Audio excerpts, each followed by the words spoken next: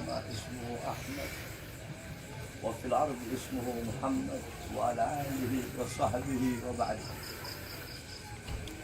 Saya cintai, saya muliakan para alim ulama, para habaib, para kiai, para ajengan, para asatid, para tokoh masyarakat, para aparat pemerintah bil khusus, Sahibul Bait, Kiai Haji Sartaji beserta seluruh keluarga besar dan santri-santri beliau, serta seluruh para kiai-kiai, para ajengan, para santri-santri, serta seluruh para hadirin sekalian yang dimuliakan oleh Allah Subhanahu wa taala. Alhamdulillah, segala puji dan syukur kehadirat Allah yang dimana pada malam hari yang mulia ini Allah Subhanahu wa taala memilih kita sebagai hamba-hamba yang lidahnya basah dalam bersolawat kepada Rasulullah SAW, sebagai lidah-lidah yang basah berzikir kepada Allah, lidah-lidah yang basah bertahlil, bertahmid, bertasbih, bertakbir, bertamjid kepada Allah Subhanahu wa taala. Segala puji dan syukur kehadirat Allah yang telah menanamkan dalam hati kita mahabbah, kecintaan kepada Rasulullah, sehingga kecintaan itulah yang mendorong langkah kaki kita untuk duduk di majelis, untuk bergembira, untuk memuliakan, untuk mengagungkan hari daripada kelahiran baginda Nabi besar Muhammad sallallahu alaihi wasallam. Saudara-saudara sekalian yang dimuliakan, di dalam kitab Khawashi Syarwani ala Tuhfatul Muhtaj. Kitab Khawashi Syarwani adalah kitab hasyiah daripada Tuhfatul Muhtaj Al-Imam Ibn Hajar Al-Haytami. Kitab Tuhfatul Muhtaj Al-Imam Ibn Hajar Al-Haytami adalah syarah daripada kitab Minhaj Al-Imam An-Nawawi. Dalam kitab tersebut dijelaskan, inna afdalal layali huwa lailatul maulidis syarif, thumma lailatul qadar, thumma lailatul jum'ah. Kata muallif, sesungguhnya malam yang paling utama, malam yang paling mulia, malam yang paling agung adalah malam kelahiran baginda Nabi besar Muhammad sallallahu alaihi wasallam. Setelah malam kelahiran Nabi, baru malam Lailatul Qadar. Setelah malam Lailatul Qadar, baru malam Jumat. Pertanyaannya, kenapa malam Maulid, kenapa malam kelahiran Nabi lebih utama, lebih mulia, dan lebih agung daripada Lailatul Qadar? Padahal Lailatul Qadar adalah malam yang lebih utama daripada 1000 bulan. Malam turunnya malaikat, malam turunnya Al-Quran. Tapi kenapa malam Maulid lebih utama, lebih mulia, dan lebih agung daripada Lailatul Qadar? Al-Imam Al-Qastallani radhiyallahu an dalam kitabnya beliau menjawab, malam Maulid lebih utama, lebih mulia, lebih agung daripada Lailatul Qadar karena 3 sebab, 3 perkara. Apa itu? Yang pertama, malam Lailatul Qadar adalah malam adanya malaikat, malam adanya Jibril. Sedangkan malam Maulid adalah malam adanya Nabi Muhammad, yang di mana Nabi Muhammad merupakan makhluk yang paling mulia yang pernah diciptakan oleh Allah Subhanahu wa taala. Makhluk paling mulia, makhluk paling sempurna sepanjang zaman dan sepanjang masa. Mana lebih mulia? Adanya malaikat atau adanya Nabi Muhammad? Sudah tentu adanya Nabi Muhammad lebih mulia daripada adanya para malaikat. Itu yang pertama. Yang kedua, malam Lailatul Qadar adalah malam yang dimana pada malam tersebut Lailatul Qadar Allah anugerahkan untuk siapa? Untuk umat Nabi Muhammad saja, bukan untuk umat-umat yang lain.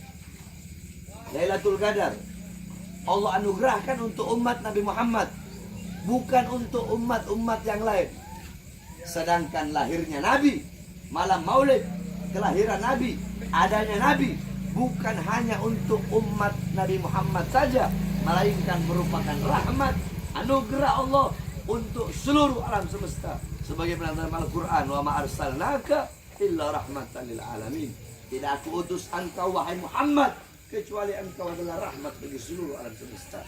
Lailatul Qadar adalah rahmat Allah untuk umat Nabi saja. Sedangkan malam Maulid, kelahirannya Nabi, itu adalah rahmat Allah untuk seluruh alam semesta, bukan hanya untuk umat Nabi Muhammad saja. Yang ketiga, Lailatul Qadar adalah anugerah Allah, karunia Allah yang Allah berikan kepada Nabi Muhammad. Sedangkan malam maulid adalah malam lahirnya sosok yang diberikan anugerah tersebut. Berarti kalau tidak ada maulidnya Nabi, tidak ada lahirnya Nabi, tidak akan ada yang namanya Lailatul Qadar. Kenapa? Karena Lailatul Qadar Allah berikan untuk Nabi Muhammad. Berarti kalau nggak ada maulidnya Nabi, tidak akan ada yang namanya Lailatul Qadar.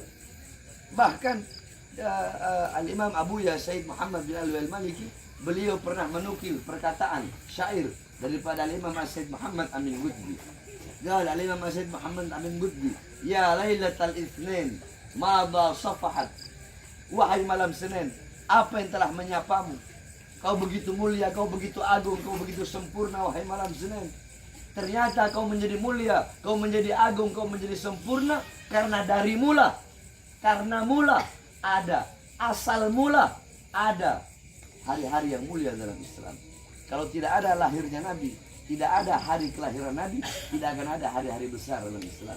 Tidak akan ada Lailatul Qadar, tidak akan ada nuzulul Quran, tidak akan ada Ramadan, tidak akan ada iman, tidak akan ada Islam, tidak akan ada Fathul Makkah, tidak akan ada kemenangan perang Badar, tidak akan ada Idul Fitri, tidak akan ada Idul Adha, tidak akan ada hari-hari yang mulia dalam Islam, tidak akan ada ilmu, amal, takwa, iman, Islam, salat, wara, khauf, ikhlas, zuhud, ibadah, qanaah, Al-Quran. Tidak akan ada itu semua kalau bukan itu semua diawali daripada lahirnya baginda Nabi besar Muhammad SAW. Kita duduk pada malam hari ini bergembira dengan lahirnya Nabi Muhammad. Siapa yang suruh bergembira? Apakah para ajengan yang suruh bergembira? Apakah para habaib yang suruh bergembira dengan lahirnya Nabi? Yang nyuruh bukan para ulama, bukan para wali. Yang nyuruh bukan para tabi'in dan tabi'in. Yang nyuruh bukan tabi'in. Yang nyuruh bukan para sahabat. Yang nyuruh bukan Rasulullah. Tetapi yang nyuruh, yang memerintahkan Allah SWT. Apa dalilnya? Dalam Al-Quran Allah berfirman, Kul bifadlillah wa birahmatih fabidzalika falyafrahu. Katakanlah dengan karunia Allah dan dengan rahmatnya, maka dengan karunia dan rahmat tersebut falyafrahu, hendaklah mereka bergembira. Apa karunia Allah? Apa rahmat Allah? Dalam kitab tafsir Ma'alimut Tanzil Al-Imam Baghawi, dalam kitab tafsir Jami'ul Bayan Al-Imam Ibnu Jarir Al-Tabari, dalam kitab tafsir Madarikut Tanzil Al-Imam An-Nasafi, dalam kitab tafsir Al-Kabir Al-Imam Fakhruddin Ar-Razi, dalam kitab tafsir Ad-Durul Mansur Tafsir bil Ma'thur Al-Imam As-Suyuti, dalam kitab tafsir Ibnu Katsir, dalam kitab tafsir Anwarut Tanzil Al-Imam Baydawi, dalam tafsir Jalalain Al-Imam Jalaluddin Al-Mahalli dan Al-Imam Jalaluddin As-Suyuti, dijelaskan kebanyakan para ulama mengatakan karunia Allah adalah ilmu. Ada yang mengatakan Al-Quran, ada yang mengatakan iman, ada yang mengatakan Islam. Rahmat Allah, ada yang mengatakan Islam, ada yang mengatakan iman, ada yang mengatakan Al-Quran. Tetapi dalam ayat yang lain Allah Subhanahu wa taala berfirman, "Wa ma arsalnaka illa rahmatan lil alamin." Jadi kalau kita mau pakai tafsir bil ma'thur, tafsir bil ma'thur itu adalah metode tafsir. Tafsir kan banyak metodenya. Tafsir bil ra'yi, tafsir bil ma'thur, tafsir bil dirayah. Tafsir bil ma'thur adalah menafsirkan suatu ayat Al-Quran dengan ayat yang lain yang ada dalam Al-Quran. Nah, kalau kita mau tafsirkan wa birahmah dan dengan rahmat Allah, maka berarti kita cari ayat yang lain. Apa itu? Wa ma arsalnaka illa rahmatan lil alamin. Tidak aku utus engkau Muhammad, wahai Muhammad, kecuali engkau rahmat bagi seluruh alam semesta. Nabi Muhammad adalah rahmat Allah yang paling besar, nikmat Allah yang paling besar. Orang banyak ustadz, kiai, para penceramah berkata, alhamdulillah, segala puji bagi Allah yang telah memberikan kita nikmat yang paling besar, yaitu iman Islam. Silahkan, nggak apa-apa. Tapi bagi Bahar bin Ali bin Smith, nikmat terbesar, karunia terbesar, rahmat terbesar bukan iman, bukan Islam, bukan Al-Quran, tetapi nikmat, karunia, dan rahmat terbesar adalah Nabi Muhammad. Karena kalau bukan karena Nabi Muhammad, tidak akan pernah ada yang namanya iman, Islam, dan Al-Quran. Dengan adanya Nabi Muhammad, falyafrahu, maka bergembiralah. Kita duduk di sini bergembira atas perintah Allah dengan adanya Nabi Muhammad SAW. Makanya kalau ada orang yang berkata, ngapain si Beb, ngapain si Kiai, ngapain si Ajengan bikin-bikin acara maulid, seakan-akan kalau ada orang yang bertanya seperti itu, maka sama seperti dia berkata, sama seperti dia bertanya, untuk apa bergembira dengan lahirnya Nabi Muhammad? Apakah pantas seorang muslim, seorang mukmin, seseorang yang mengaku sebagai umat Nabi, dia bertanya, untuk apa bergembira dengan lahirnya Nabi Muhammad? Satu-satunya makhluk yang tidak gembira dengan lahirnya Nabi hanya satu. Siapa? Iblis. Iblis yang tidak gembira dengan lahirnya Nabi Muhammad. Ketika Nabi Muhammad lahir, iblis teriak sekenceng-kencengnya. Ditanya, kenapa kamu menangis wahai iblis? Musuh terbesarku telah lahir. Memangnya siapa musuh terbesarmu? Musuh terbesarku pertama adalah Muhammad. Terus setelah Muhammad siapa? Kedua, musuh terbesarku adalah keluarga dan anak cucunya Muhammad. Berarti kalau ada orang yang tidak senang, tidak bergembira dengan maulidnya Nabi, berarti siapa? Yang keras siapa? Siapa? Kalau ada orang yang nggak senang sama habaib, yang benci sama habaib, berarti siapa? Siapa? Siapa? Iblis. Ente duduk di sini bersolawat kepada Nabi. Tadi kita baca solawat kan?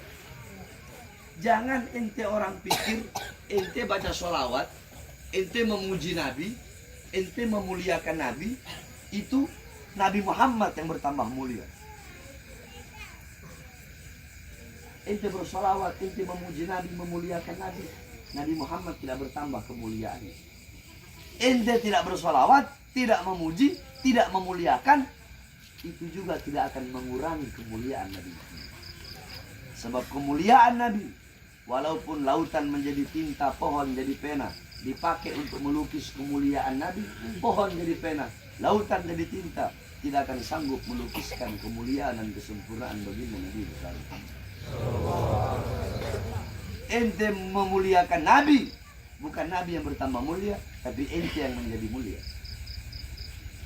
Ente mengagungkan Nabi, Nabi Muhammad tidak bertambah agung, tapi ente menjadi agung di sisi Allah. Ente memuji Nabi, Nabi Muhammad tidak bertambah terpuji. Ente memuji Nabi, tapi ente yang menjadi terpuji. Ma madahtu Muhammadan bi qasidati walakin muliha qasidati bi Muhammadin. Aku tidak memuji Nabi dengan syairku. Aku tidak memuliakan Nabi dengan syairku. Tetapi syairku yang menjadi terpuji karena telah memuji Nabi Muhammad. Syairku yang menjadi mulia karena telah memuliakan Nabi Muhammad. Ente duduk di sini memuliakan Nabi, ente menjadi mulia dan dimuliakan oleh yang maha mulia, yaitu Allah Subhanahu wa ta'ala. Jadi jangan pernah berpikir kita duduk bikin maulid Nabi bertambah mulia, tidak. Kita duduk memuliakan Nabi, kita yang menjadi mulia dan dimuliakan oleh yang maha mulia, yaitu Allah Subhanahu wa ta'ala.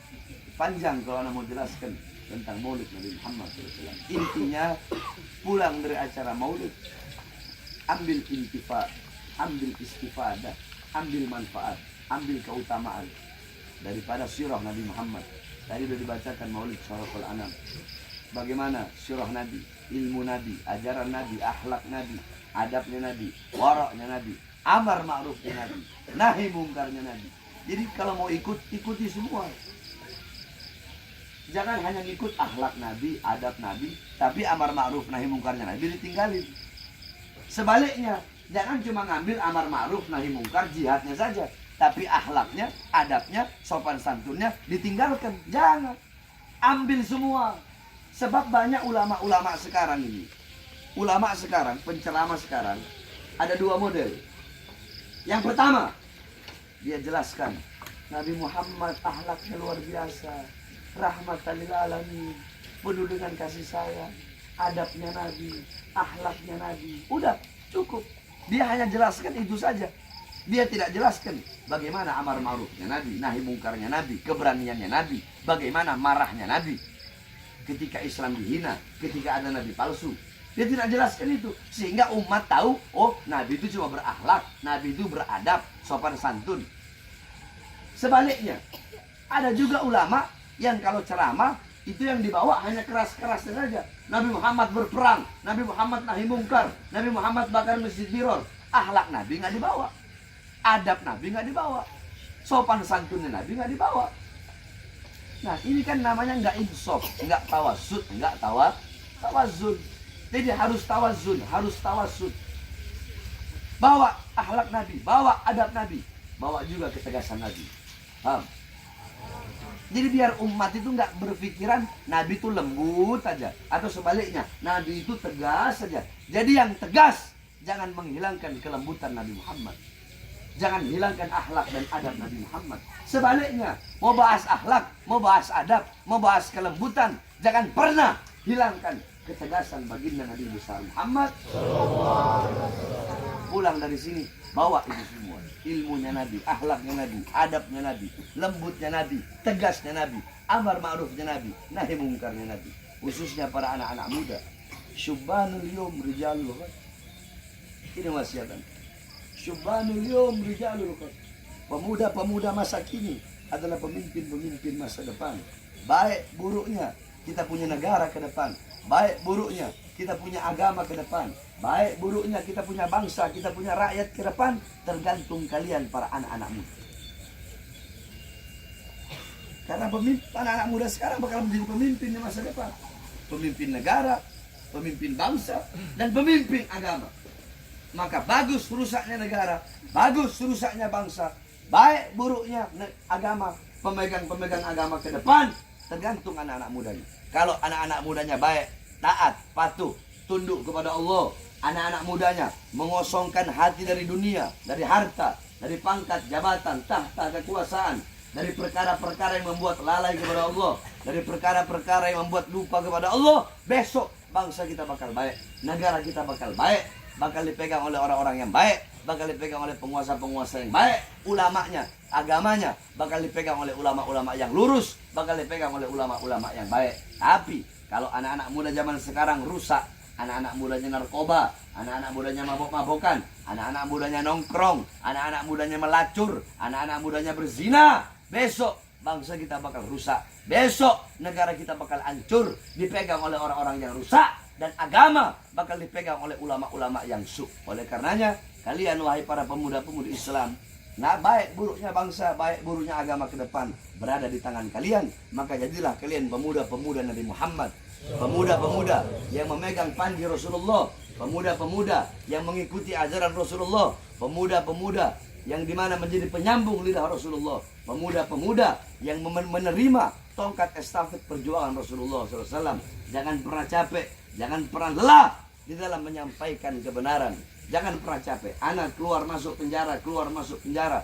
Tahun 2020 baru bebas. 2 hari bebas. Anak ceramah di pondok pesantren. Itu mungkin masih ingat kalau ada yang hadir. Anak ceramah 2020. Anak baru bebas 2 hari.